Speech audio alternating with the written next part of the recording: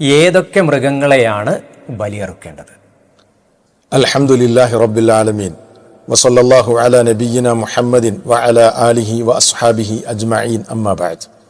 പ്രിയമുള്ള സുഹൃത്തുക്കളെ, സഹോദരങ്ങളെ, സൂചിപ്പിക്കപ്പെട്ടതുപോലെ പരിശുദ്ധമായ ദുൽഹിജ്ജ മാസത്തിൽ വിശ്വാസികൾ നിർവഹിക്കുന്ന വളരെ പ്രാധാന്യമർഹിക്കുന്ന ഒരു കർമ്മമാണ് ബലികർമ്മം. ആ ബലികർമ്മം നിർവഹിക്കുമ്പോൾ അതിൻ്റെ അഹ്കാമുകളും മസായിലുകളും വിധിവിലക്കുകളുമൊക്കെ ശരിയായ നിലക്ക് മനസ്സിലാക്കിക്കൊണ്ട് നിർവഹിക്കുക എന്നതാണ് നമ്മുടെ ബാധ്യത.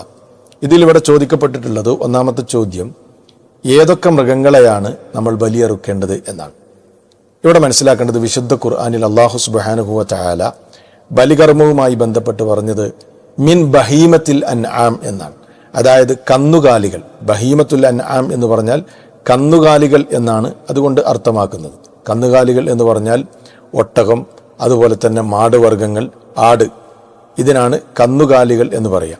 അപ്പോൾ കന്നുകാലികളിൽ നിന്നാണ് നമ്മൾ ബലിയറുക്കേണ്ടത്.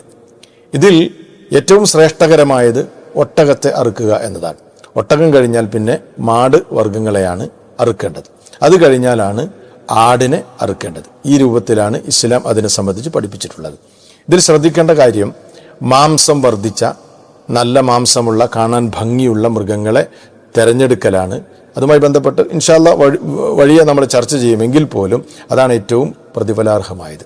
എന്നാൽ അതിനേക്കാളൊക്കെ ഉപരി ചെയ്യുന്നവൻ്റെ ആത്മാർത്ഥതയും പ്രതിഫലേച്ഛയുമാണ് ഈ വിഷയത്തിൽ ഏറ്റവും കൂടുതൽ പ്രാധാന്യമർഹിക്കുന്നത് എന്നുകൂടെ നമ്മൾ മനസ്സിലാക്കേണ്ടതുണ്ട്.